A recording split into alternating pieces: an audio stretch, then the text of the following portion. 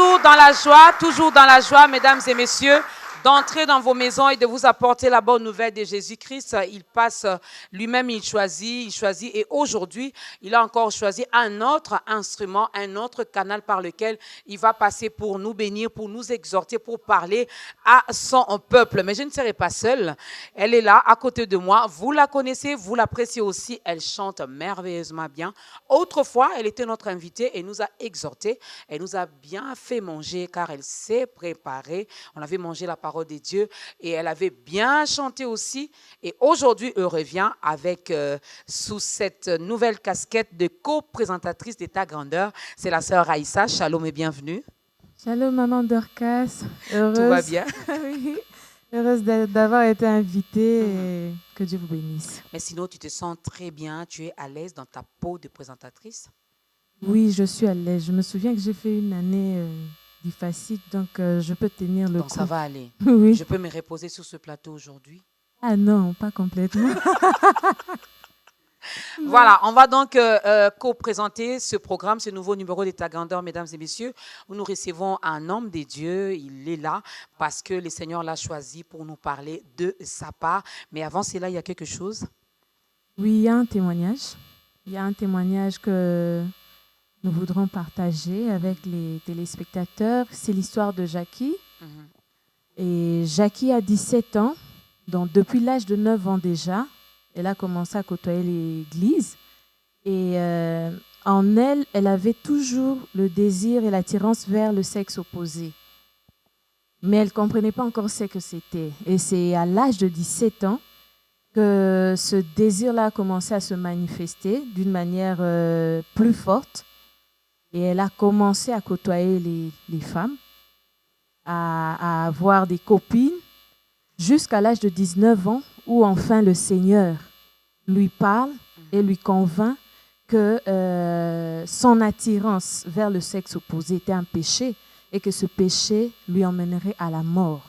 Et c'est à partir de là que, quelques semaines après, elle avait abandonné. Et puis 3 ans après, elle a pu se marier parce qu'elle avait un problème. Toujours, elle n'arrivait pas à côtoyer le sexe masculin. Donc voilà son merveilleux témoignage. La petite histoire de Jackie. Oui, la petite histoire. Alors, de mesdames Jackie. et messieurs, nous allons ensemble suivre les témoignages. C'est un témoignage tiré de ce programme Club 700. C'est un programme qui est présenté, animé par le pasteur Kofi et la sœur Massi et Domingo. Suivons ensemble ces témoignages. Mes premiers souvenirs de confusion de genre remontent à l'époque où j'étais en première ou en seconde. Je me souviens que je voulais être un garçon. Je voulais avoir le rôle dominant dans tout type de relation. Je suis allée à l'église avec ma tante chaque dimanche pendant les 9 premières années de ma vie. Je me souviens qu'elle ne réagissait jamais quand quelqu'un se fâchait contre elle. La voir vivre ainsi, l'entendre sans cesse me parler de Jésus et de Dieu, m'a donné une certaine idée de Dieu très tôt dans ma vie.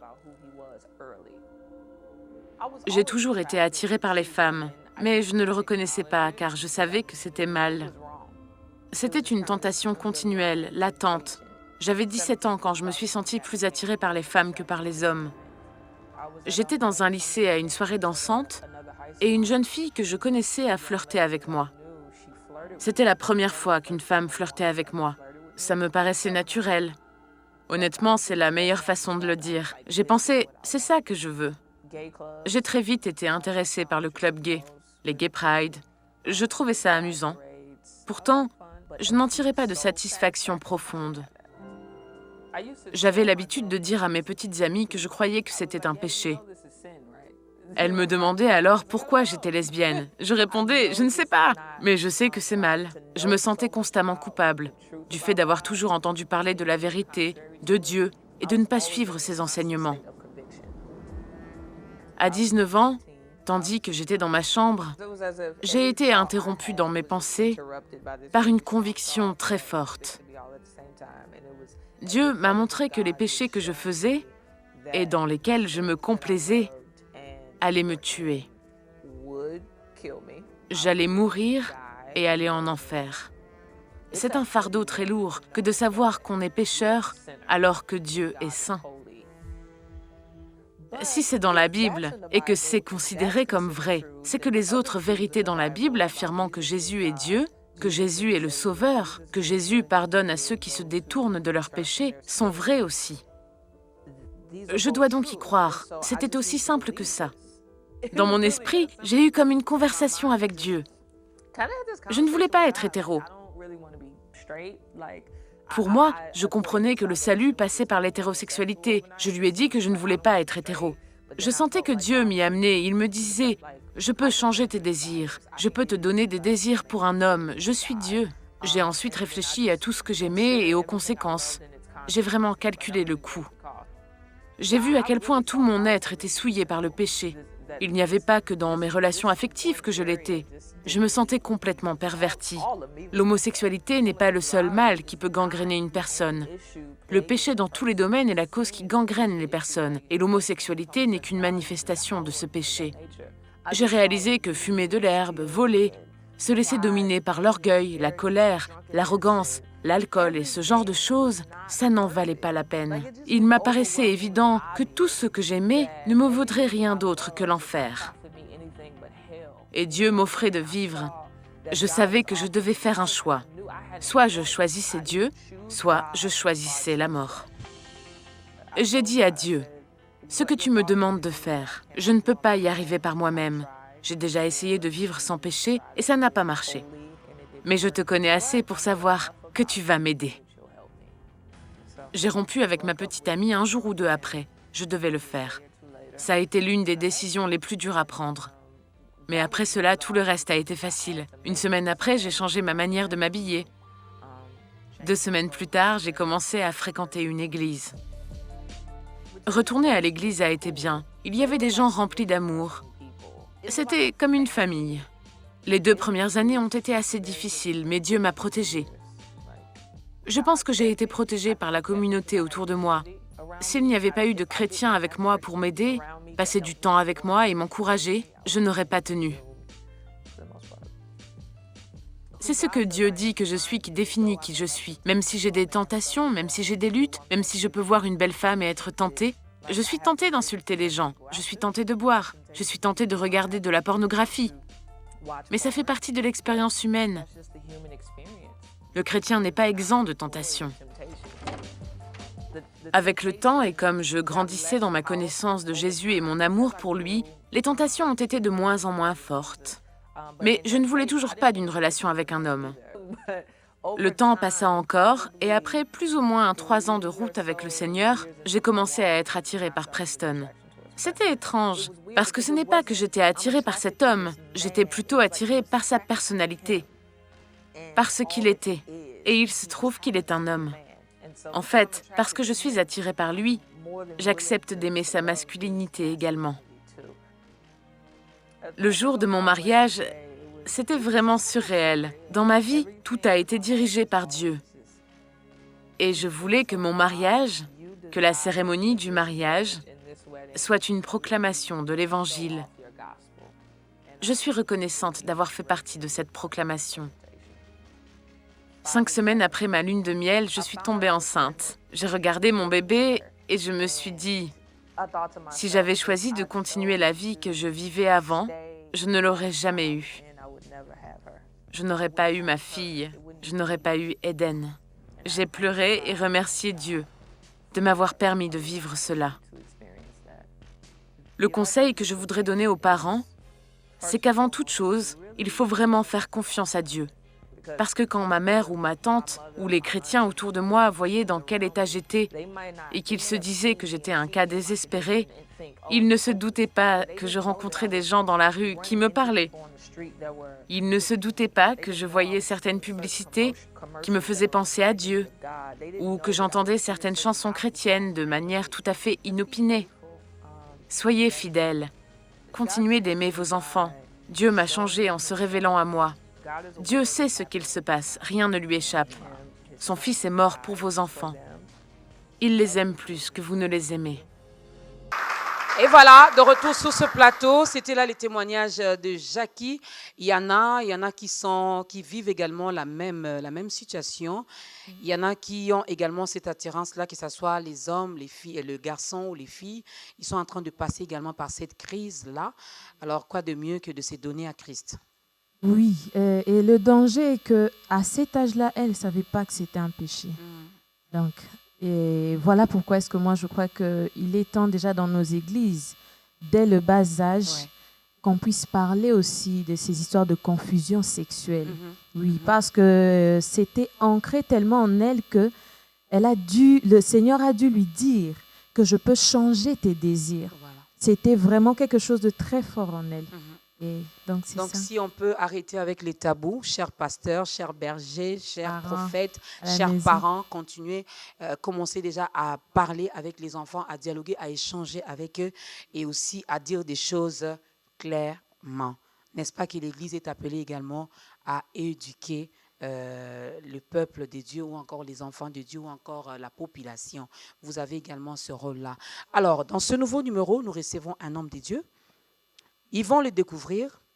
J'étais d'abord les noms. Tu es d'accord avec moi? Bien sûr. Comme ça, vous allez les découvrir. Nous, on les connaît. On l'a vu. On a déjà parlé avec lui. On a essayé un peu de les taquiner, de le faire parler. Donc, on sait comment il parle.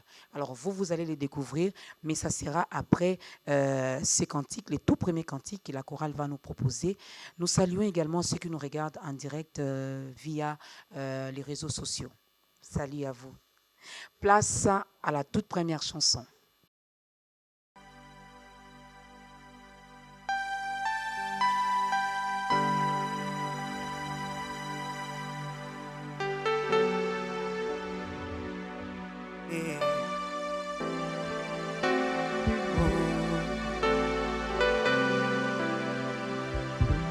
Yosoyanga Teo Ezayo Yosoyanga Teo Yahweh Yosoyamo Tuya Yamo Tuya Ezayo Yesu Yahweh, all I need is you, Lord, is you, Lord, all I need is you. Est-ce qu'on peut chanter ensemble?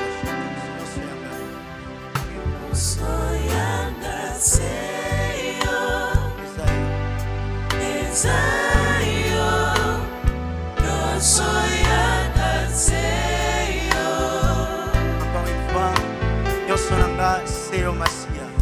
No soy Seyo, Ezayo. No soy Seyo.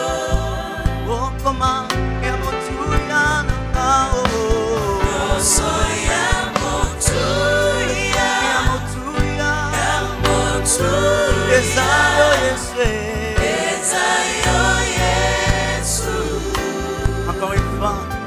Yo soy amo tuya nao. Yo soy amo tuya. Amo tuya. Amo tuya. Ezayo mukonte. Ezayo Yesu. Oh koma yo sonanga Yahweh. Yo soy amo Seyo. Seyo. Ezayo Yahweh.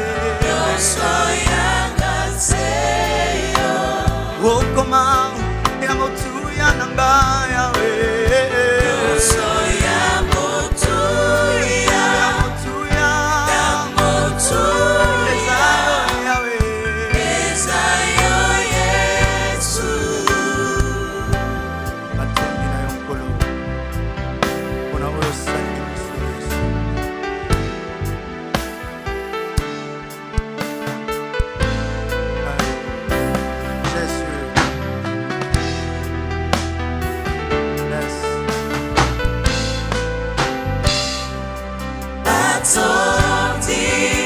Alléluia. Matondi nakolo okeli na nyonso. Matondi. Matondi Yahweh. Matondi Osalinga bolamwe. Encore une fois. Matondi. Matondi Alléluia.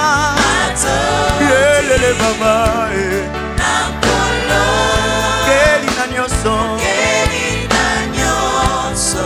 Matondi na yo. Matondi Yahweh. Matondi Yelele baba.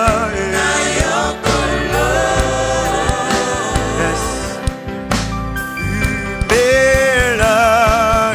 Imela Imela. Imela Alléluia. okaka onekerua. Imela. Oh. Imela Imela. Imela ezembo. Mawa na yo nga na bosani te. Wanayongana bosani te. Ngolu na yo bonanga. Unayobonanga Ikabo na yo ya ekulusu. likabo nayo ya ekulusu. Nalingi lelo nayebisa yo. Nalingi lelo nayebisa yo. Encore une fois, mawa na yo. Wanayongana bosani te. Ngolu na yo bonanga. Unayobonanga likabo nayo ya ekulusu. Nalingi lelo nayebisa yo. Nalingi lelo nayebisa yo. Matondi. Matondi Alléluia. Matondi Nankolo. nakolo okeli na nyonso. Matondi na yo. Yahweh. Osalinga bolamwe. Opesinga makashe. Matondi. Matondi Matondi. Matondi Yes. nakolo Keli na nyonso. okeli na nyonso. Matondi na yo. Matondi Matondi kolo. Matondi Yahweh. Alléluia. Zambo alokolaka bato soni. Ha.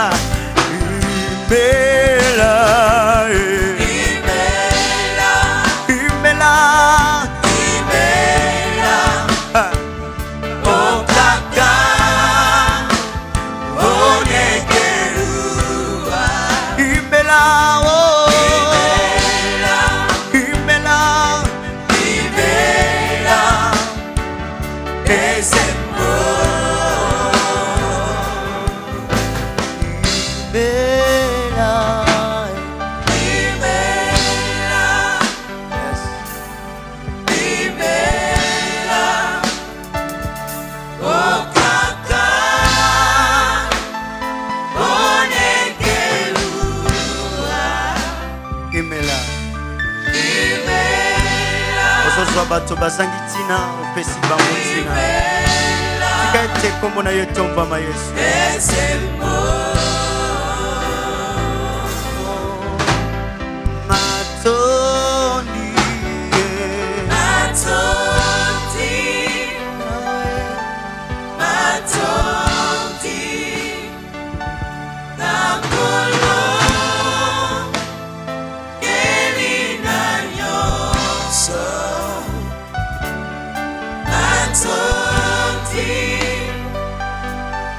Matondi na yokolo.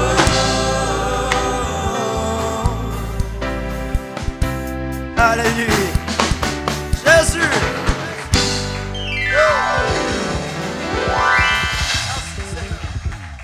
Merci Jésus. Merci pour ton amour. Nous disons merci Jésus, nous disons merci, nous sommes reconnaissants encore une fois envers ce bon Dieu qui ne cesse de nous faire du bien. Voilà que sa grâce est sur nous, voilà que sa grâce nous localise encore aujourd'hui et cette grâce nous permet de suivre encore ce programme où nous recevons le pasteur Jean de Dieu. Shalom et bienvenue pasteur. Shalom, Maman Dorcas, merci. Je ne serai pas seule à la présentation, je suis avec la sœur Raïssa. Elle chante merveilleusement bien. Par la grâce de Dieu. Je l'ai senti dans sa manière de se connecter à Dieu pendant ces moments de célébration. Amen. C'était trop fort. Que Dieu soit loué. Vers la fin, je vais vous offrir quelque chose. Je vais vous offrir quelque chose, pasteur, vers la fin, pour montrer vraiment à ces grands publics qui nous regardent en ce moment que la sœur Raïssa sait chanter. Elle fera un a cappella. Ça sera notre cadeau pour vous. Grande bénédiction pour nous et pour le peuple de Dieu qui nous suivent. Amen. Alors, bienvenue, pasteur Jean de Dieu. C'est une première dans ce programme de ta grandeur. La sœur Raïssa et moi, nous sommes curieuses de connaître un peu votre grande histoire d'amour avec Jésus. Elle date de quand? C'était dans quelles circonstances? Étiez-vous assassin autrefois? Voleur? Je ne sais pas moi qui? Et puis aujourd'hui, le Seigneur vous avez fait cette rencontre personnelle avec Jésus. Parlez-nous un peu de cette histoire. Merci beaucoup, Maman Dorcas. Je crois que la question elle est intéressante. Mon histoire d'amour avec Jésus ne relève pas plus de moi, mais plus de lui-même, Jésus. Ce que je sais, que je suis né et j'ai grandi comme tout le monde, avec des points forts et des points faibles. Assassin, pécheur, je me suis rendu compte que de par ma première naissance, j'ai été victime de la désobéissance d'Adam et par la nature de son péché, j'ai été héritier d'un péché dont je ne connaissais pas bien son nom. Donc, bref, voici ce que je suis, ce que j'étais. Alors, cette rencontre personnelle, c'était comment? Est-ce que ça a été facile finalement? Quelqu'un vous a parlé de Jésus directement? Vous avez dit, voilà l'occasion, je l'accepte. Parce que pour d'autres personnes, ça n'a pas été facile. Hein? Il faut insister. Mais pour vous, pasteur Jean de Dieu, cela a été facile? Ce n'était pas facile. Peut-être la procédure de ceux qui venaient me parler de Jésus. Peut-être ce sont eux qui rendaient les choses difficiles. Mais au fond de moi, quand je me suis approché de l'Église, dans l'intimité avec Dieu, j'ai senti que tout était facile à comprendre et j'ai évolué normalement dans mon Église. J'ai donné ma vie à Jésus. J'ai senti à moi la passion de l'amour, de la parole de Dieu, de la prière et de le servir. C'est venu du fond de moi tout naturellement. Voilà, et je suis victime également de ces sorts liés à la nouvelle naissance. Je l'ai accepté dans ma vie et tout, automatiquement, j'ai senti qu'il fallait le suivre. Son amour m'attirait beaucoup plus. Sa grâce, sa sagesse dans les enseignements, voilà ce qui m'a condamné à lui jusqu'à ce jour. Jusqu'à ce jour, vous êtes resté accro à ces dieux-là. Évidemment. Est-ce qu'on peut acclamer pour les témoignages de notre invité? Alors, notre thème d'aujourd'hui, sœur Raïssa. Et ton esprit d'abord. Ton esprit d'abord. Donc, je voudrais bien savoir, ton esprit d'abord, de quoi est-ce que le pasteur voudrait bien nous parler? Parce que, oui, franchement, c'est la première fois que j'entends parler d'un thème pareil. Ton à esprit l'église. d'abord. À l'église. Oui, à l'église. Ce sont Or, des nous phrases, savons, oui. il y a l'esprit, il y a l'âme et puis il y a le corps. Mais le pasteur, lui, choisit l'esprit seulement. L'esprit, ton esprit. En fait, j'essaye de le dire avec les mots de la Bible. Ok. Ce n'est pas moi qui l'ai dit, je l'ai lu dans votre Bible, dans ma Bible, dans nos Bibles, c'est écrit. Comme je l'ai dit, dans les livres de Proverbes, chapitre 18, verset 14. 14. Et je vais essayer d'aller le texte de ce verset. La Bible dit, l'esprit de l'homme le soutient dans sa maladie, mais un esprit abattu, ou l'homme dont l'esprit est abattu, qui pourra le relever? Donc là, je vois que quelqu'un est malade, soit, si vous voulez, il est en souffrance. Aujourd'hui, la souffrance, elle est partout. Dans nos églises, il y a une certaine forme de souffrance. Dans le monde, même dans les pays appelés grandes puissances, des grands États, même au Congo, il y a des souffrances. Dans nos familles. Et dans nos familles, dans nos affaires, des fois, il y a des souffrances. Mais ce qui m'a touché le plus, c'est que quand l'homme doit se relever de ses souffrances, la Bible dit à la base, son esprit le soutient. Dans une autre version, à la place de l'esprit, on dit ton courage te soutient. Donc, si vous voulez comprendre de l'esprit dont je parle, c'est un état d'esprit courageux.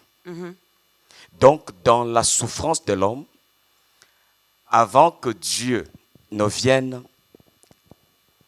quand Dieu vient agir dans la vie de l'homme, il a besoin de se servir de son état d'esprit, de son courage. C'est-à-dire, autant que l'homme compte sur Dieu, autant que Dieu compte sur l'homme, sur son courage, sur son état d'esprit. Alors, déjà avec ça, je peux déduire que Dieu ne travaille pas avec n'importe quel homme. Il travaille avec n'importe quel homme dans la mesure où l'homme accepte d'assainir son état d'esprit.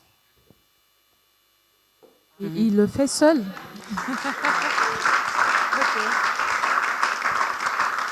L'homme a sa part, Dieu a sa part. Et je voulais savoir, quand vous dites il assainit, c'est l'homme qui assainit son esprit. En complicité avec le Seigneur. Oui, parce que là, vraiment, je voulais savoir, parce que l'homme lui-même n'est pas capable d'assainir ou bien de se sanctifier.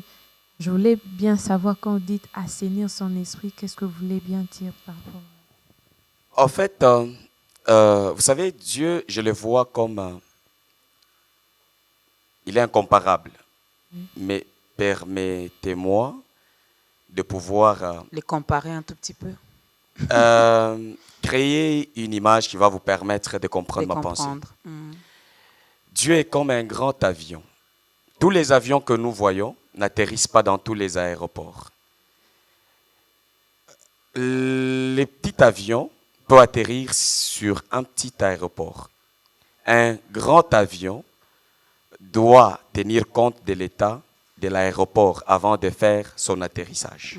De même, quand Dieu, grand qu'il est, il doit travailler avec nous dans nos vies. Nous nous constituons pour lui comme des aéroports. Et nous devons être conformes dans notre état d'esprit à la grandeur de ce Dieu pour lui permettre, bien entendu, de pouvoir accomplir sa volonté dans notre vie. Dans nous. Alors, vous avez parlé du courage. Le pasteur Jean de Dieu a essayé d'expliquer l'esprit dont nous parlons ici. Et ce mot courage, moi, m'intéresse. Si vous pouvez l'expliquer également avec vos propres mots. C'est quoi le courage pour vous? Voilà. Le courage... ou encore être courageux. Évidemment. Le courage, beaucoup plus, ça vient de notre conscience dès le moment où nous réalisons qui nous sommes, à qui nous appartenons, avec qui nous marchons, qui est notre soutien, qu'est-ce qu'il a placé en nous, quelles sont ses valeurs. Lorsque nous réalisons cela, nous avons automatiquement le courage qui peut renaître en nous. Également, lorsque nous pouvons aussi regarder nos souffrances les définir comme Dieu est en train de le définir. Lorsque nous regardons nos adversaires, parce qu'ils essayent de fabriquer une certaine souffrance apparente pour créer la crise dans notre esprit. Mais lorsque nous regardons nos ennemis, nos adversaires, nos défis, nous les définissons comme Dieu les définit, nous avons le courage. Mais maintenant aussi, il faut comprendre, ça c'est un autre exercice que moi je demanderai au pasteur Jean de Dieu d'expliquer, parce qu'il faudra vraiment arriver à aider cette personne qui nous suit à la maison à comprendre également comme nous pouvons les comprendre ici sur ce plateau. Alors, lorsque j'arrive à définir mes ennemis, mes adversaires comme Dieu les définit, c'est en ce moment-là. Or, maintenant, il faut comprendre, ce qui veut dire qu'il faut entrer dans une autre dimension finalement pour voir comme Dieu, parler comme lui, définir comme lui. Ça, c'est pas facile, pasteur. Évidemment, ce n'est pas facile parce que nous avons une société qui veut rendre les choses difficiles. Nous avons des prédicateurs qui veulent rendre les choses difficiles.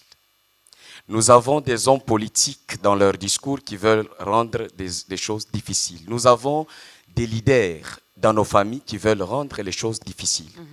Mais lorsque nous voulons écouter Dieu, naturellement comme il présente les choses, tout est souple. Lorsque nous voulons être des artistes de la parole de Dieu, nous voulons créer. Nous voulons créer nos musinos. Nous voulons créer nos profondeurs. Lorsque nous avons des mots pour fabriquer des choses qui n'existent pas malheureusement au nom de Dieu, voilà, nous rendons les choses difficiles. Amen. Je voulais quand même revenir un tout petit peu sur le mot courage. Vous avez dit que Dieu ne descend pas sur n'importe quel aéroport. Donc, il choisit. Et que dire de ce passage de la Bible où la Bible dit que Dieu a choisi les choses viles. Dieu a choisi les choses faibles du monde afin de confondre les fortes.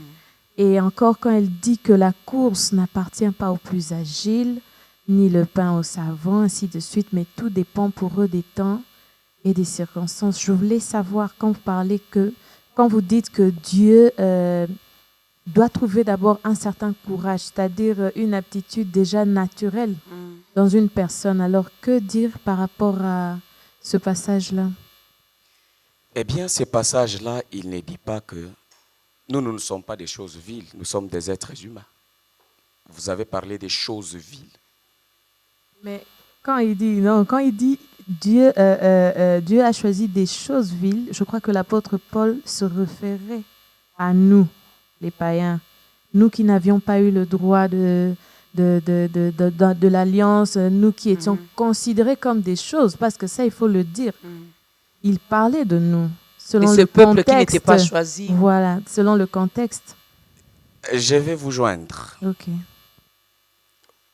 pour vous donner une réponse satisfaisante. Il arrive à des sociétés de repérer que sous ces sols, il y a de l'or. On les prend, on ne les présente pas au public avec sa saleté. On va l'éprouver par le feu et puis on va le présenter au public dans un état bien traité, bien fin, bien travaillé. De même, quand Dieu prend l'homme qui est faible, il ne l'utilise pas pendant qu'il est encore faible. Il va le travailler jusqu'à ce qu'il puisse incarner un état d'esprit courageux. Après, il va l'utiliser. Alors, j'aimerais bien qu'on parle de ce passage de 1 Josué 1, Josué chapitre 1, le verset 3. Là où foulera la plante de ton pied, je te les donne en possession. C'est la promesse que Dieu a faite à Moïse. Alors ici, on parle du courage. Ici, on parle de ton esprit d'abord. Alors, on essaie un peu, je constate qu'on a cette facilité-là de manipuler ou d'utiliser ces passages bibliques, quelqu'un peut se pointer ici directement, là où foulera la plante de tes pieds, je te donne la possession. Et puis, si vous pouvez expliciter un peu ce passage-là Même par quand c'est rapport, pas chez lui. même s'il n'est pas chez lui. Donc, là où foulera, comme j'ai foulé ici. Et puis voilà, on se permet de faire n'importe quoi, n'importe comment, n'importe quand. Alors, si le pasteur Jean de Dieu peut expliciter un peu ces passages avec notre thème d'aujourd'hui, est-ce qu'il y a un lien? Oui, il y a tout un état d'esprit, il y a toute une pensée qui dit encore que moi, Dieu, je veux te donner la possession. Mais là où tu ne mets pas ton pied, là où tu n'entres pas le premier, moi, Dieu, je n'entre pas. Et il y a une logique qui dit, moi, Dieu, je suis l'alpha et l'oméga. Mais dans la réalisation des projets, de rêves, des objectifs, je te fais le privilège, toi tu sois le premier et moi je viens derrière toi. Alors, si tu veux attendre Dieu pour le suivre, dans ce cas tu es en train de pécher. Si tu fais de prière, Seigneur, moi je ne peux rien, j'attends que tu fasses. Ça ne se retrouve pas dans la Bible.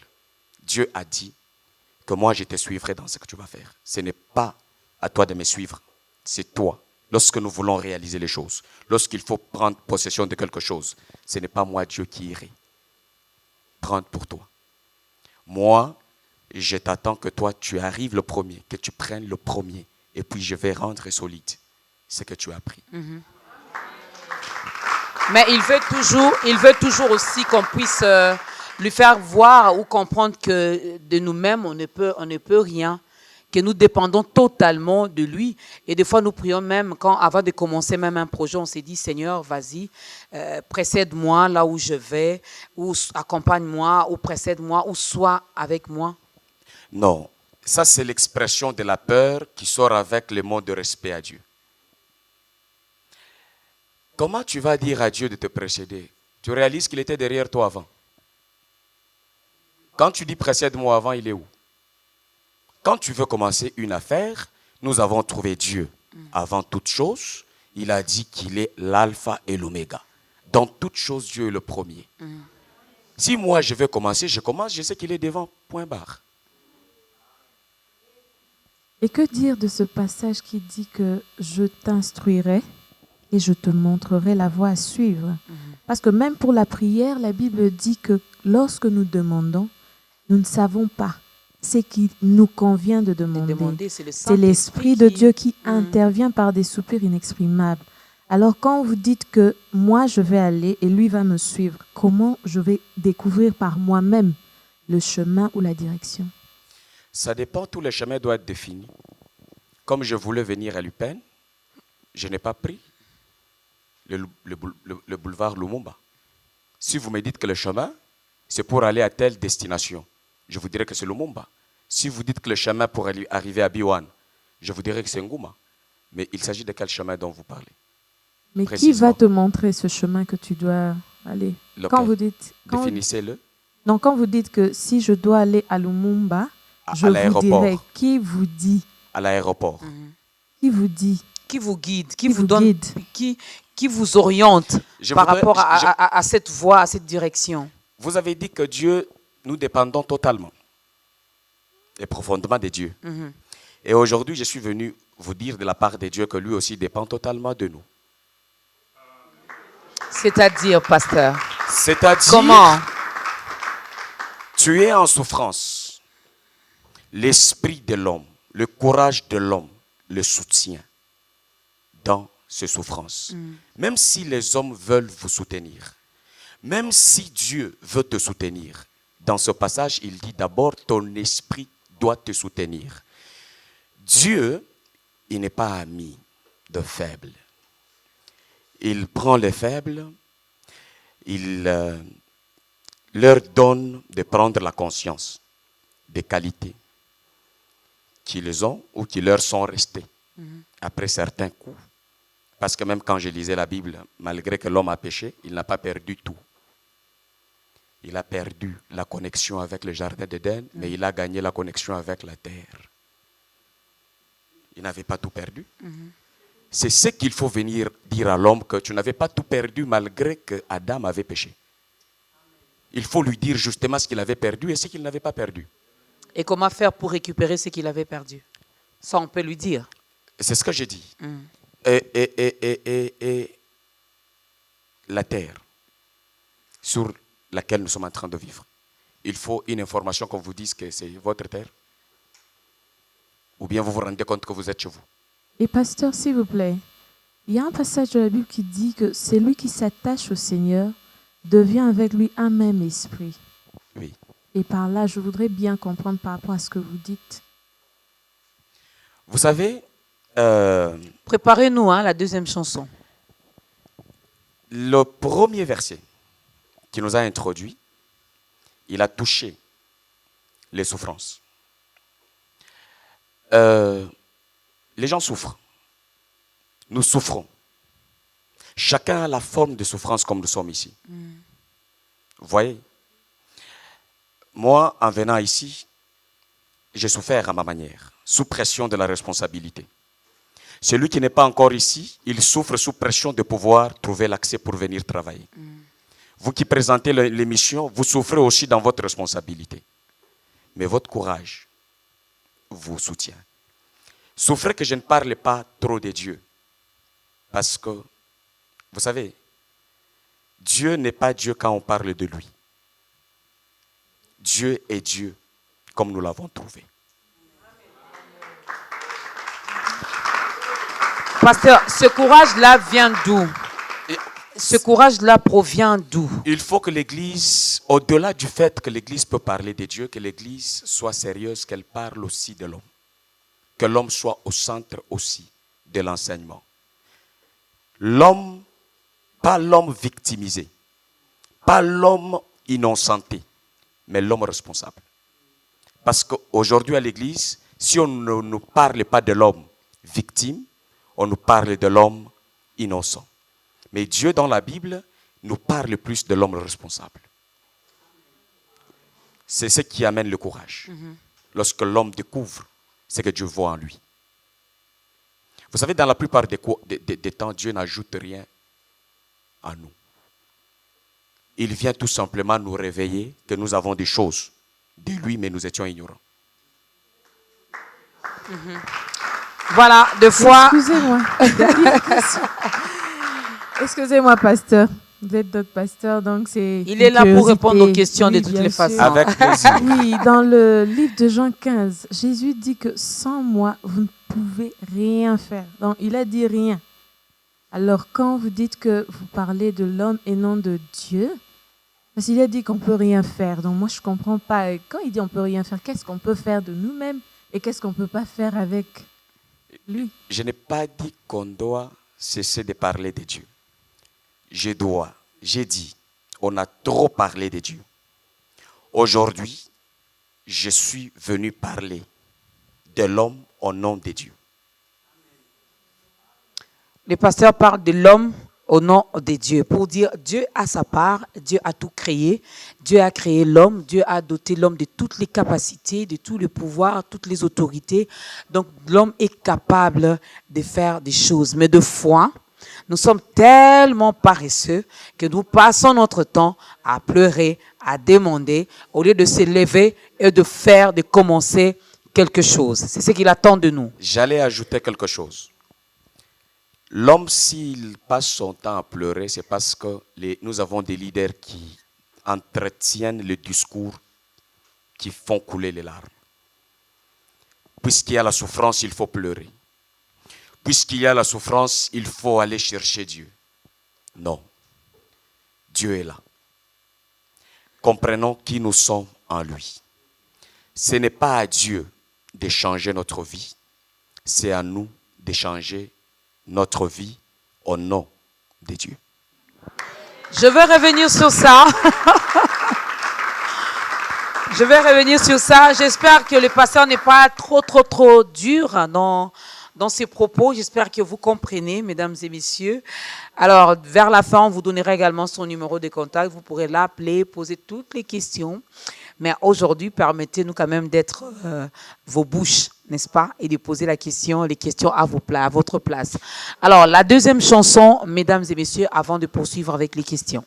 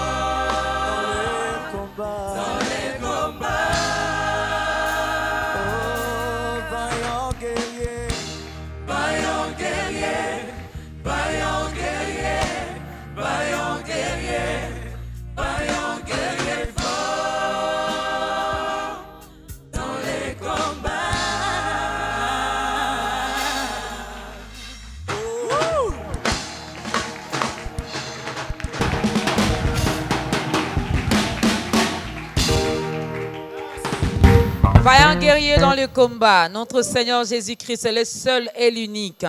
Il n'y a pas deux, il n'y a pas trois. Est-ce qu'on peut acclamer encore pour le roi de rois? Il est merveilleux, notre Dieu. Il est tellement grand. Hein? En lingala, ça sonne bien. Nzambe monene. Donc, il est tellement grand. Il est tellement grand. Et ce que j'aime avec ces dieux, malgré toute cette grandeur, il a choisi ton cœur, ton petit cœur là, pour faire de ça sa demeure. Alors, estime-toi heureux, estime-toi heureuse. Alors, ton esprit d'abord. Et Ton esprit surtout, quand je vois ce que Dieu est, je retrouve qui je suis. Vous voyez? De Dieu, il est l'unique, vaillant, guerrier et fort dans les combats. Dans la visibilité, c'est nous, des vaillants, guerriers, des hommes forts dans les combats, puisque nous sommes une armée grande du Seigneur. Donc, quand je chante ces cantiques, je ne les chante pas seulement pour Dieu. Quand je les chante pour Dieu, je les chante aussi pour mon état d'esprit. Parce que je suis un même esprit avec lui. Et ça me donne beaucoup de courage. Ça donne beaucoup de courage et ça vous donne envie de vous lever et d'avancer, de faire des choses. Mais là, c'est pour... Et encore, ça enlève l'hypothèse de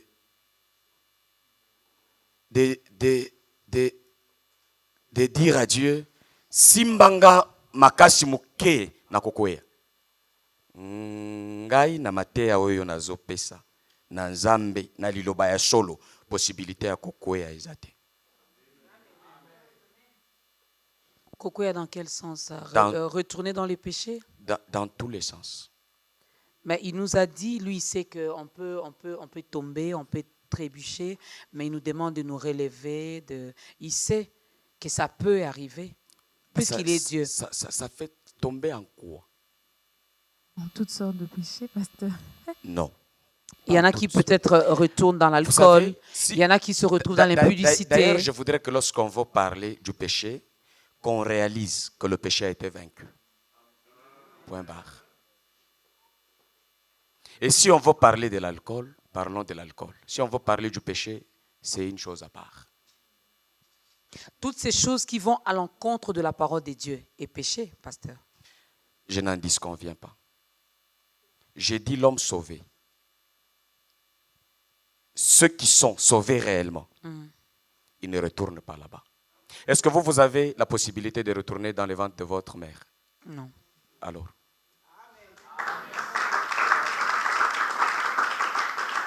Vous êtes né, c'est fini. Je suis né de Jésus, c'est fini. Je continue. Jésus est venu. Il travaille. Dites-moi, je vais tomber dans quoi? Mais il a dit, d'une manière ou d'une autre, nous branchons. D'une manière ou d'une autre, peut-être que je ne peux pas retomber dans l'impudicité, je ne peux pas retourner dans les ventres de ma mère, mais je peux insulter, je peux me mettre en colère, je peux toiser quelqu'un, je peux. Je peux faire une erreur, mais je ne pêche pas. Comment dissocier les Toute deux? erreur n'est pas péché. Comment dissocier les deux? Parce qu'il y a l'apôtre Paul qui dit chacun est attiré et amorcé par sa propre convoitise. Il parle à quelle population?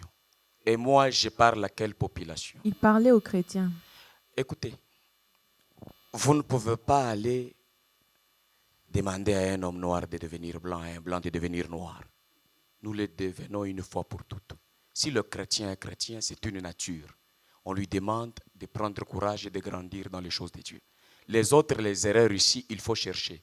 Vous savez, le péché est fondamentalement question de dire non à Dieu, de se détourner de Dieu. Au fond de nous, de ne plus aimer les choses de Dieu. Soit il y a des choses des personnes qui ont fait semblant de suivre Jésus. Et puis on dit, ils ont cru et puis ils sont rentrés. Ils n'avaient pas cru, ils avaient fait semblant. Ils Ou cherchaient ils ont autre essayé chose. de croire. Ils étaient peut-être à la conquête du mariage, du boulot, du voyage. Mais lorsque votre cible, c'est la vie, le Christ, Dieu, maman, aujourd'hui au Congo, on vous amène chez le président de la République. Vous coopérez avec lui. Vous vivez dans sa maison. Et puis demain, vous vous révoltez. Pour aller où? Oh non, président, je suis fatigué de toutes ces choses. C'est pendant que Dieu est plus que le président de la République. Où irions-nous? C'est Pierre qui a parlé à mon nom. Il était un affranchi. Mais quand l'apôtre Paul se retrouve devant les gens qui voulaient croire, il leur donne un message lié à leur faiblesse. Moi, je donne le message lié à la puissance de Dieu. Lié à la puissance des dieux. J'aimerais bien, pasteur, si vous pouvez, vous avez votre Bible, hein, relire ce passage de Proverbe 18, verset 14. Il y a moyen de répondre à cette question? Oui, je l'ai. La question qui est posée là. C'est tellement succulent que c'est resté à moi. Ça dit, Non, si on pouvait le lire pour les téléspectateurs. je vais les encourager à ouvrir leur Bible. Voilà. Et moi, je suis en train d'ouvrir la mienne. Proverbe chapitre 18, verset 14. 14. La Bible dit, l'esprit de l'homme le soutient dans sa maladie ou dans la maladie, ou dans sa souffrance ou dans ses souffrances. Mais un esprit abattu, qui pourra le relever? Il n'y a pas de réponse. Mais pour celui dont l'esprit est courageux, le soutien est là, les choses ne tomberont jamais, même s'il y aura la tempête. Vous voyez comme nous sommes ici. La tempête passe de temps en temps. Mais la maison tient jusqu'à aujourd'hui compte tenu de la qualité de son fondement, la fondation. L'esprit de l'homme, c'est un fondement, c'est une fondation sur laquelle Dieu veut venir bâtir. Wow. Donc là, vous parlez de motivation personnelle alors. Pas de motivation personnelle. Comment son esprit peut le soutenir? C'est son esprit qui le motive. Et vous savez, nous disons des choses aujourd'hui et puis demain. Peut-être nous n'avons pas à prêcher, nous condamnons encore ce que nous avons prêché. Moi, si je n'ai pas à prêcher ce jour-là, nous allons célébrer. C'est-à-dire quoi? Dieu ne vous a pas donné un message. S'il n'y a pas de message que moi je dois prêcher, il y a des messages que nous pouvons chanter dans les chants. Vous venez, vous chantez, puis vous rentrez. La célébration, vous sentez la puissance qu'a dégagé ces chants dans notre esprit. C'est une parole chantée. On ne peut pas chanter la souffrance, la douleur, faire la promotion des liens interminables, malheureusement, des familles, des clans, etc. Non. Lorsqu'il s'agit de Dieu, Dieu est esprit et traitons avec lui comme des esprits. Mais il faudra, je me rends compte qu'il faudra connaître ces dieux-là. Il faudra vraiment les connaître, avoir une relation personnelle avec ces dieux. Parce qu'en vous entendre parler, moi, je ne peux pas m'appuyer seulement à votre expérience ou à ce que vous avez vécu. Vous avez parlé de l'identité. Lorsque je connais qui je suis, il y a même des prières que moi, je ne dois plus faire. Parce que je connais mon identité. Je sais que je suis enfant de Dieu. Dieu attend ça de moi. Donc, c'est à moi de me lever et de passer directement en action. Mais pour cette personne qui ne connaît pas Dieu, pasteur. C'est comme ça que nous sommes venus, ensemble avec Maman Dorcas, avec Maman Raïssa, merci, avec le pasteur Jean de Dieu Chiwengo que je suis. Chiwengo, il y a plusieurs Jean de Dieu. Chiwengo, c'est moi. Avec une grande armée de nos caméramens, des techniciens, de la chorale, pour venir parler de Dieu comme il s'est présenté lui-même. Nous ne sommes pas venus parler d'une autre réalité que de la réalité de Dieu. Et si nous allons veiller sur la qualité, nous serons sérieux avec nos chants. Nous devons filtrer nos chants, filtrer nos prédications. Nous allons sauver les vies. Mais nous ne travaillons pas trop. Quand on venait pour travailler avec les chantres, on n'a pas fait de retraite. On a travaillé en retraite. C'est le fruit de leur courage, de leur travail, scellé par et sanctionné par le Saint-Esprit. Parce que le courage en soi nous sanctifie. Quand quelqu'un n'a pas du courage, il est impur. Quand quelqu'un a du courage, il est sacré. Le courage, là, moi, ça craint un peu, hein, Maman Raïssa. J'aimerais bien. Quelqu'un qui prend du chanvre, qui se dit, comme les Quinois disent, courageux. Hein, ngana courageux, ngana courageux. Il risque de confondre avec ce que nous disons ici. Hein. Vous savez, si je suis en train de dire des bonnes choses et que vous avez un mauvais cœur, ce n'est pas les bonnes choses qui vont impacter votre cœur. C'est votre cœur qui va faire obstacle aux bonnes choses. Je voudrais quand même savoir, pasteur. Donc là, je voulais dire, Oui, oui. même Jésus lui-même, il dit, sa parole, c'est comme une sémence. S'il vient la jeter, pour qu'elle pousse, ça ne dépend plus de la qualité de la sémence, ça dépend de la qualité de votre cœur. Oui. J'avais pas bien compris quand vous avez dit que quand on vient à Jésus, c'est une fois pour toutes. Quand Quand on vient à Jésus, quand on est sauvé, c'est une fois pour toutes. C'était ça. Hein, que vous avez dit. Je suis un prédicateur de précision. D'accord. Lorsque le mot change, le message change. Non, non. Bon, excusez-moi si je n'ai pas employé le mot, mais au moins la Nous compréhension. naissons une seule fois. Ok. Et puis nous devenons de nouvelles créatures une seule fois. Ok. Et nous avons le devoir de nous développer. Oui. Mais la grande responsabilité revient au plus bas niveau Ok. de ceux qui sont en train de nous nourrir. Lorsque nous grandissons, la responsabilité est partagée. Oui, parce que vous avez dit qu'il n'y a plus de péché, il n'y a que des erreurs. Pour qui? Pour celui qui est sauvé. Oui. Il n'y a plus de péché, il n'y a que des erreurs. Bon, je voudrais juste savoir, dans le livre d'Apocalypse, il y a l'apôtre Jean qui voyait une vision, une grande foule avec des palmiers, et il demandait à l'ange, et l'ange lui dit que ce sont ceux qui viennent de la grande tribulation, qui ont lavé leurs robes et les ont blanchis dans le sang de l'agneau.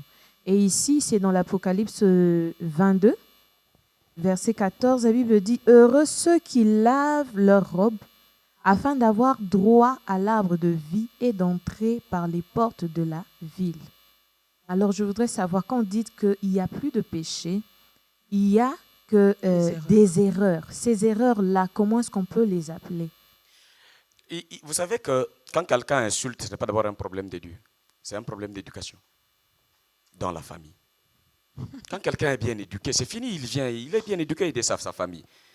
Moi, je ne suis pas d'abord porte-parole de famille. L'éducation, de ne pas insulter, de ne pas ceci, c'est l'éducation de base. Mais quand je viens te parler de Christ, lorsque le Saint-Esprit véritablement entre en toi et que tu es bien enseigné, au lieu d'insulter, tu comprendras, je te dirai ce qu'il faut faire. Par conséquent, tu trouveras qu'insulter, c'est moins cher. Et faire le contraire, c'est crédible. Toi-même, tu feras le choix. Ok. Or, se laver là, alors, c'est un processus. Vous savez, le Congo souffre. Les Congolais souffrent. Parlons du peuple congolais. Parlons du Congo.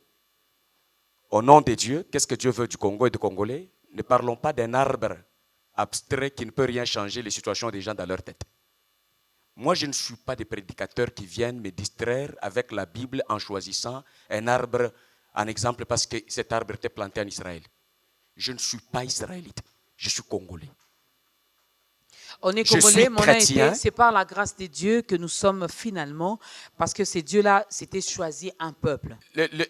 Et Oui. Christ est venu, non pas seulement pour le peuple israélite, Christ est venu pour nous aussi les Congolais, pour les Gabonais. Exactement. Et parlant de la Bible, quand vous dites, vous pouvez choquer des gens chez eux à la maison quand vous dites, je ne suis pas pour ces prédicateurs qui viennent nous parler de la Bible, qui s'est choisi un arbre. Parce C'est que la cet parole de Dieu. arbre est. C'est la parole de Dieu. Je n'en De la disconviens- Genèse à l'Apocalypse, c'est la parole de Dieu. je n'en disconviens pas. Je ne vous ai pas dit que ce n'est pas la parole de Dieu. Nous avons la parole de Dieu qui vient nous aider, nous, et nous avons la parole de Dieu qui a été écrite pour aider quelqu'un, ou soit si vous voulez qu'on parle de l'arbre, parlons de l'arbre. Aujourd'hui, là, nous parlons de l'esprit de l'homme qui le soutient dans ses souffrances. Est-ce que cet arbre nous a fait souffrir? Nous avons une robe qui nous fait souffrir? Ou bien nous avons un état d'esprit qui nous fait souffrir avec des enseignements qui nous stressent.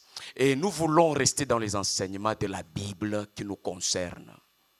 Dans la Bible, il y a beaucoup de choses. Quand on parle du Jourdain dans la Bible, de la mer Rouge, ça ne me concerne pas, maman. Je peux me servir de C'est cela. pourquoi quand on va de l'autre côté, on veut bien avoir un peu d'eau. C'est ce que je vous dis. C'est ce que je vous dis. L'eau du Jourdain et l'eau du fleuve Congo, je ne vois pas de différence. Peut-être les scientifiques vont C'est toujours établir Dieu qui a la créé différence finalement du cette point de eau. vue scientifique. Peut-être cette eau est salée, ici c'est sucré. Ça, ce n'est pas ma responsabilité à moi, pasteur.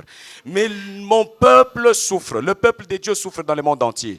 Il faudrait leur donner un message qui peut le redresser, le mettre debout et qui va nous permettre à mettre notre pays debout. Parce que, oui, j'ai la Vous responsabilité. êtes d'accord avec moi, pasteur Jean, que ça prendra du temps? Parce que vous, les hommes de Dieu, vous, les pasteurs, vous nous avez demandé de prier. De prier, de prier. Vous nous avez rendus paresseux. Vous nous avez vraiment rendus paresseux. Vous nous avez rendu un mauvais service de venir vous donner sans recevoir quelque chose en retour. Aujourd'hui, le pasteur Jean vient avec un autre message qui contredit un peu, si je peux me permettre de le dire ainsi, les tout premiers messages. Les uns nous ont dit de prier. Voilà pourquoi il y a même des programmes dans nos différentes églises qui commencent de 8h à 19h. Ce qui veut dire, on ne va pas aller à l'école, on ne va pas aller travailler, on ne va pas aller cultiver, on ne va pas aller chercher. Parce que nous devons prier. De ce côté, le pasteur Jean vient nous dire de nous lever, d'aller travailler, d'aller se former, d'avancer, d'aller de l'avant. Prier sans cesse, travailler. Ici, on nous dit de pleurer. Il y a même une structure de femmes pleureuses qui passent leur temps à pleurer, à pleurer, à pleurer. Le pasteur Jean vient nous dire aujourd'hui de ne pas pleurer. Finalement, nous, on fait quoi? Nous, les petits peuples là. Il faut combattre ce qui nous fait pleurer. Avec beaucoup de détermination. Avec Dieu, nous sommes capables. Ce que vous voulez du fond du cœur, même Dieu ne sait pas l'arrêter. Si vous le faites bien, il vous bénit. Si vous le faites mal, il vous maudit. Mais il ne sait pas l'arrêter. Voyez. Donc, merci puisque nous retournons dans les souffrances. Vous avez énuméré un certain nombre de souffrances. Je sais qu'aujourd'hui, on ne va pas tout terminer. Oui. Mais dans notre église, l'Assemblée chrétienne Vie de l'Agneau, à Bandal, nous travaillons jour et nuit sur cette question. Peut-être le fruit, ce n'est pas encore trop visible, puisqu'on a trouvé des esprits abattus. D'abord, il faut les guérir pour que ces esprits commencent à travailler bien. Nous avons les chrétiens dont les états d'esprit sont découragés. Les sujets de prière à l'église, des faux sujets de prière, qui viennent encore entretenir nos souffrances. Et si nous, pasteurs, n'avons pas encore prêché, quand les gens ne pleurent pas, il n'y a pas l'onction. Quand les gens commencent à pleurer, à tomber, voilà, il y avait l'onction. Moi, je ne suis pas venu avec cette onction. Je suis venu avec l'onction de Dieu. Quand tu es par terre, il te dit, relève-toi. Quand tu pleures, il te dit, essuie tes larmes. Quand tu dis, je suis aveugle, il te dit, vois. C'est ce Dieu-là que je suis venu. Alors, avant de faire l'appel au salut, parce qu'on nous fait signe qu'il nous reste vraiment pas beaucoup de minutes, moi j'ai une petite question de curiosité. Pasteur Jean de Dieu, doit-on faire la prière des supplications? Cette prière-là, elle est recommandée? Oui. La prière de supplication, ça dépend de comment quelqu'un l'entend. Supplier, ça signifie quoi? Maintenant, quand je vais répondre, je voudrais bien comprendre le contexte. Un chômeur, Oui. un chômeur qui a fait autant d'années sans emploi. Une femme mariée qui a fait autant d'années sans avoir des enfants. S'il vous plaît, qu'il cherche la femme, qu'il cherche l'emploi. Nous Il a demandons. cherché, il n'a pas trouvé. S'il n'a pas trouvé, il n'a pas encore cherché. Jésus a dit, cherche, tu trouveras. Il n'a pas menti.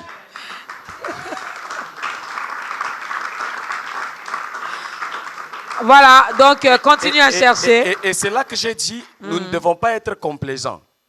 Aujourd'hui, quelqu'un peut aller en brousse chercher l'antilope. Et puis il rentre, il dit, je ne trouve pas. Ça veut dire qu'il n'y a plus dans la forêt les antilopes. Parce que toi, tu n'as pas cherché, tu n'as pas trouvé. Tu n'as pas allé jusqu'au bout. Reste jusqu'à ce que tu attrapes. Si tu es fatigué, repose-toi. Viens et pose-toi la question, pourquoi je n'ai pas trouvé. Maman, est-ce qu'aujourd'hui, les femmes sont à chercher? Et les hommes sont à chercher. Regardez comment nous sommes ici.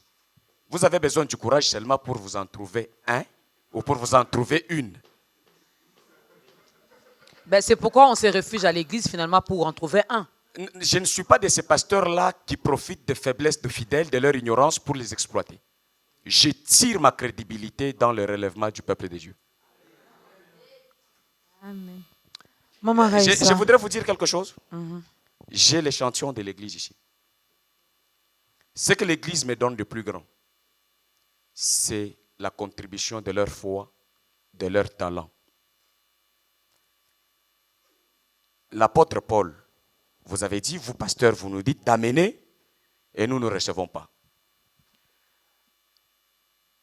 Quand vous allez pêcher, vous n'avez pas besoin de sortir l'argent dans la mer. Vous avez besoin de trouver les poissons. Quand vous venez à l'église, vous n'êtes pas venu pour que moi je vous donne l'argent. Pour que l'église fonctionne, il faut l'argent. Si je suis venu ici, ils ont donné l'argent et vous avez vu qui a mangé cet argent. Quand je prêche, qui mange ce que nous on a payé ici? C'est ma femme, mes enfants, ou bien c'est tous ceux-là qui nous suivent à travers le monde? Nous mangeons ensemble. Quand vous venez à l'église, comment vous expliquez quand vous venez que à l'église, vous enrichissez permettez, et que le fidèle reste toujours les plus démunis? Vous savez, à l'église, c'est difficile qu'il soit quelqu'un d'un état d'esprit supérieur que moi, maintenant que je suis vivant. Parce que c'est moi qui enseigne. Ce qui donne la force est d'abord à moi. Par conséquent, il est possible que je sois plus fort que tout le monde en esprit. Mais vous allez dire quoi? Je connais. Aujourd'hui, nous avons, à ce que je sache, permettez que je le dise, j'ai vu le président de la République, il est protestant. Vous croyez que les pasteurs protestants sont plus riches que le président de la République? Nous avons des sénateurs, nous avons des ceci dans les églises. Moi, je connais dans nos églises, il y a des gens qui sont plus friqués matériellement que les pasteurs. Mais le bagage de l'esprit, c'est nous qui les détenons. Et notre bonheur, ce n'est pas la croissance toujours de l'argent à notre niveau. Si vous venez à notre église, vous allez trouver que le peuple met leurs pieds sur les carreaux.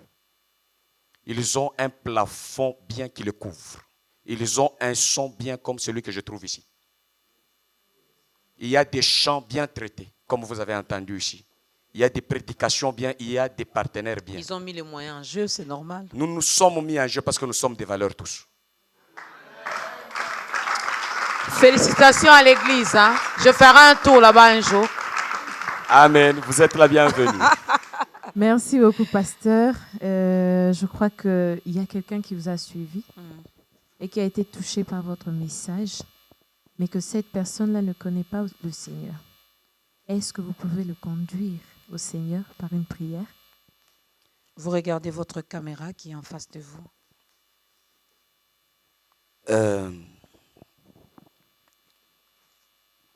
Par expérience,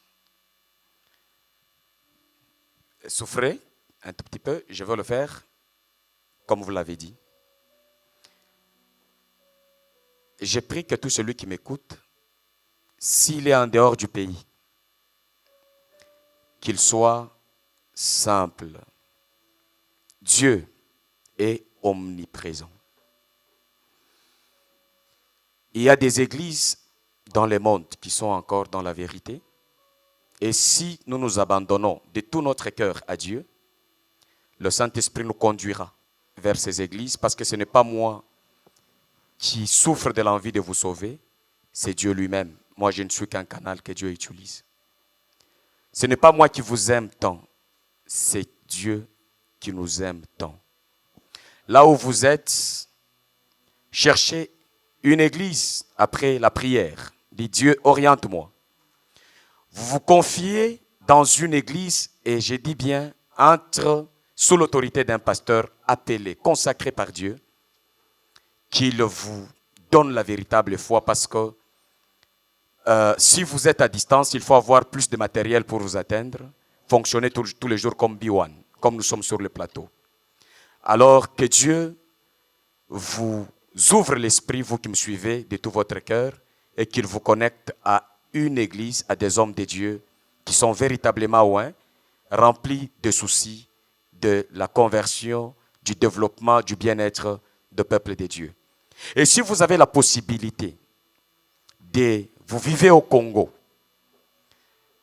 je vous invite, sans fausse modestie, de venir suivre ces enseignements de vie, d'être éduqué selon la parole de Dieu, et cela sans complaisance, à l'Assemblée chrétienne Vie de l'Agneau. Nous sommes à Bandalungwa, Kinshasa, dans la commune de Bandalungwa, sur l'avenue Kimbondo, au numéro 575. Nos programmes, c'est le mercredi et le vendredi, de 17h à 19h30, et le dimanche, de 9h à 11h30. Voilà que maintenant, le Dieu qui m'a envoyé, vous parlez aujourd'hui. Vous avez écouté et cette parole vous a touché. J'ordonne là où vous êtes que votre esprit soit révolté contre la manipulation, l'exploitation, peu importe la forme, que vous puissiez retrouver votre identité dans le Seigneur. De ne plus suivre les liens interminables de famille. De ne plus croire dans les malédictions interminables de nos parents. Christ, une seule fois, s'est fait malédiction pour que nous soyons bénédiction. Vous lui donnez votre vie, prenez sa vie, et vous avez la vie pour l'éternité. Que Dieu vous bénisse.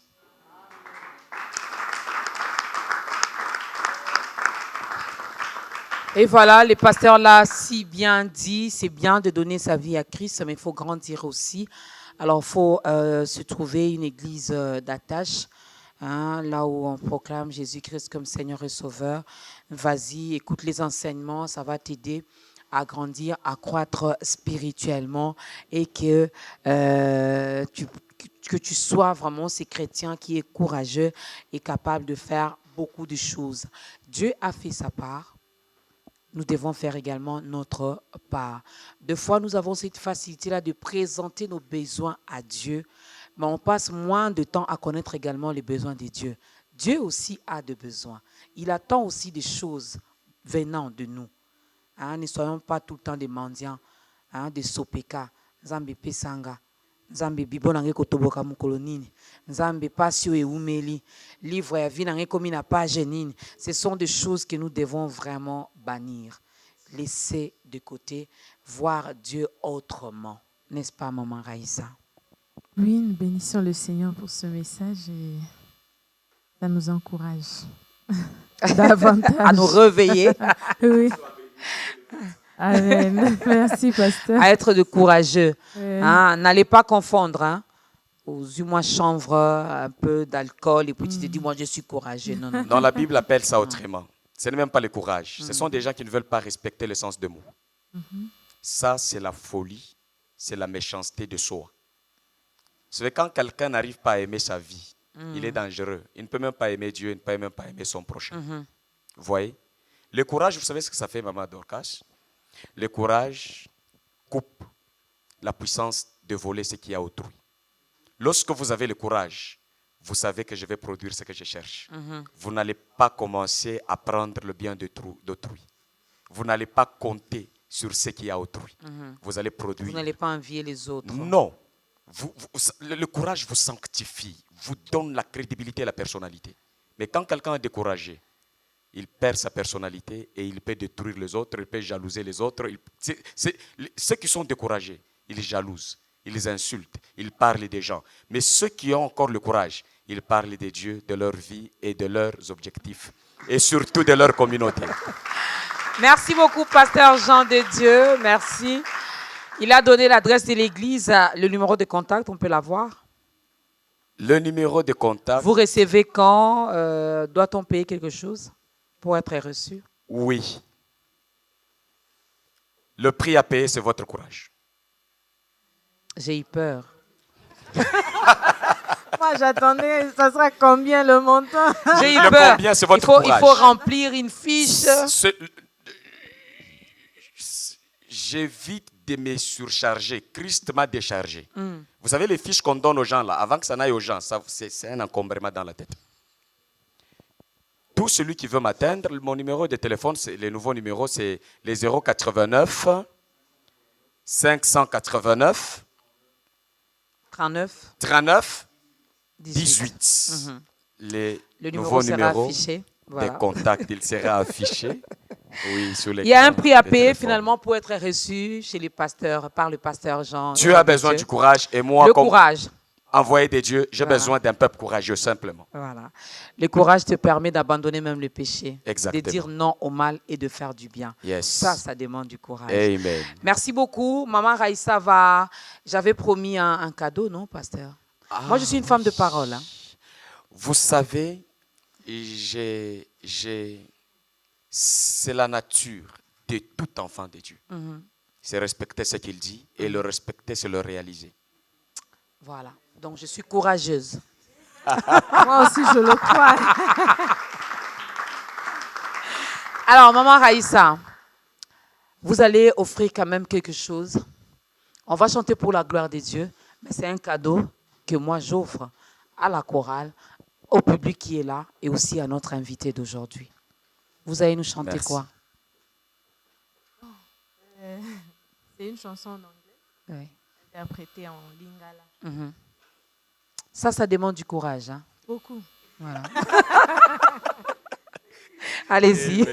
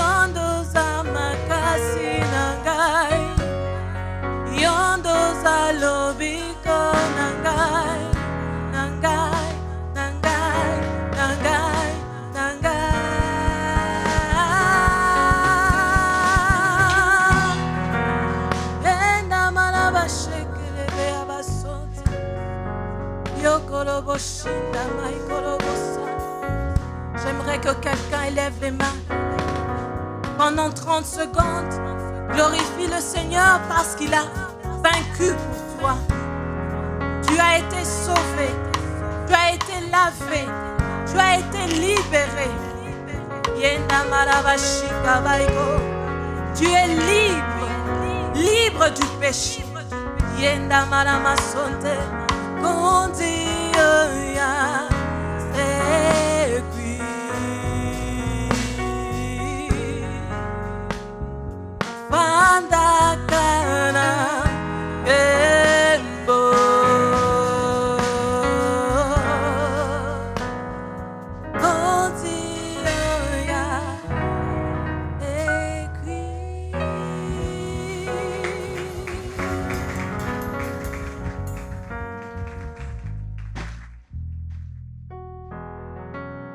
Merci beaucoup, la sœur Raïssa. Son album est déjà sur le marché, sœur Raïssa.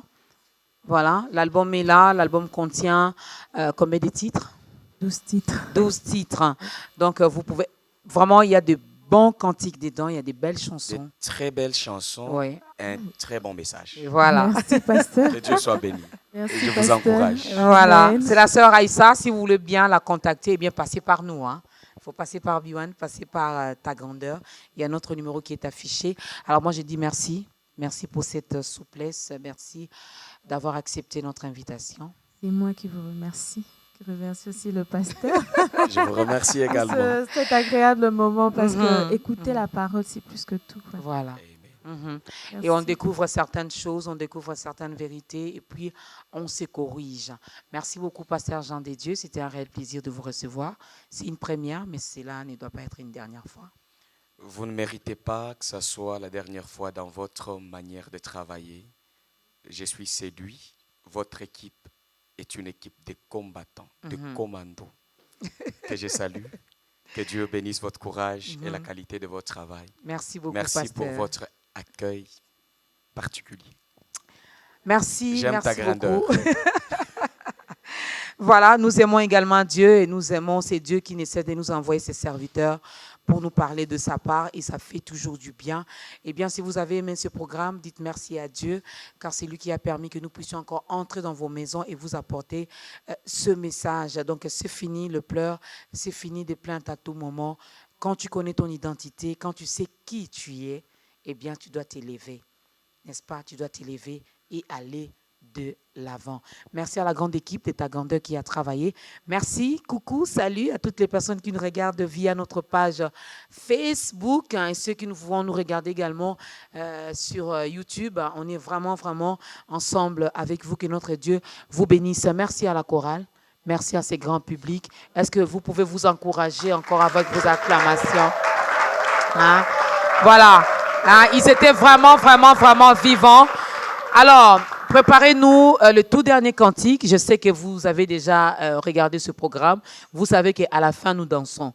Je n'ai jamais vu le pasteur Jean Dédié en train de danser. Ça sera une occasion pour moi de le voir. Donc, préparez-nous quelque chose de bien.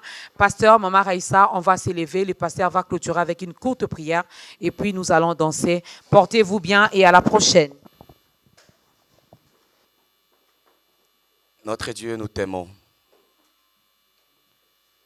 Puisque ton identité, la révélation de ton identité dans notre cœur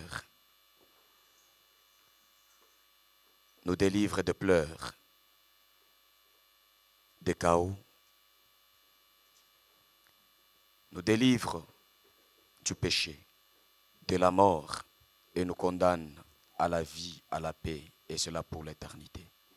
Nous te bénissons puisque tu nous as couverts de ton esprit et tu as accompagné ta parole par la puissance du Saint-Esprit, ce plateau et tous les intervenants. Nous te disons merci pour tout.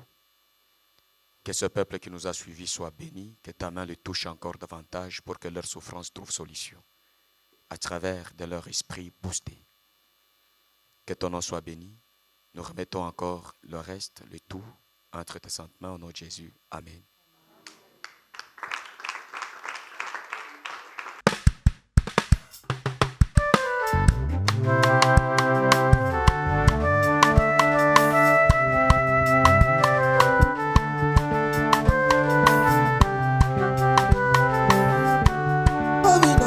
vie na ngai Amina Nzambe bikamwa soki nazoyemba poza Nzambe soki naza na kimia poza Nzambe zika na bina abina elombe mobali ye bina eyoyo bina eyoyo bina eyoyo abina yoroma motema ye yoroma motema Nzambe tebe ya Nzambe soki nazoyemba poza elombe soki nazoyemba poza Nzambe bikamwa ye ye baba ye Nzambe bikamwa esili nanu te Nzambe bikamwa esili nanu te baoyo babali basilisi kobala te baoyo baboti basilisi kobota te baoyo basombi mituka basilisi kosomba te biso banzobole soare suka se tobonga biso baoyo babwaka suka se tobonga nayemba elombe mobali ye nayemba engambe mobali ye nayemba Nzambe bikamwa ye nayemba elombe mobali ye oh nalingi yo nalingi yo nalingi yo Yesu ye oh nalingi yo naloba yo napona yo Yesu ye oh tala ndenge yo salelinga ye oh Yesu ye oh tala bolamwa Nzambe Jean de Dieu lelelele Yesu ye oh tala ndenge yo pambolinga ye lelelele oh tala makambo salelinga ye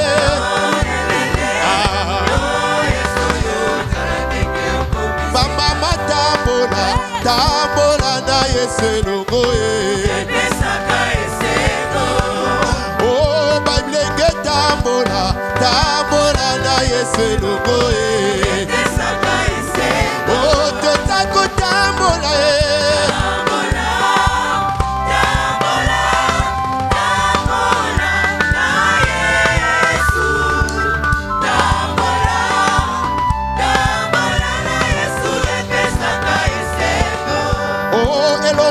Yesu tambola tambola na Yesu elongo ye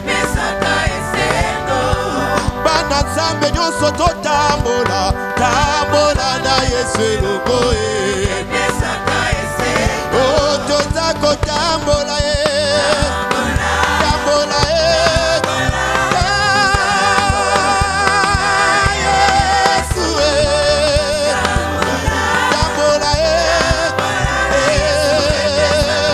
oyemba atanga imoko nakolanda Yesu atanga imoko nakolanda Yesu atanga imoko nakolanda Yesu bana la vie songa nasimate nayemba atanga imoko nakolanda Yesu oya solo nakolanda Yesu atanga imoko la pie nayemba nyonso nasima ye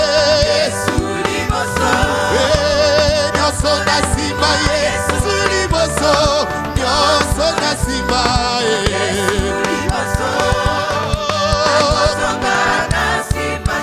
nayemba nyonso nasima ye oya solo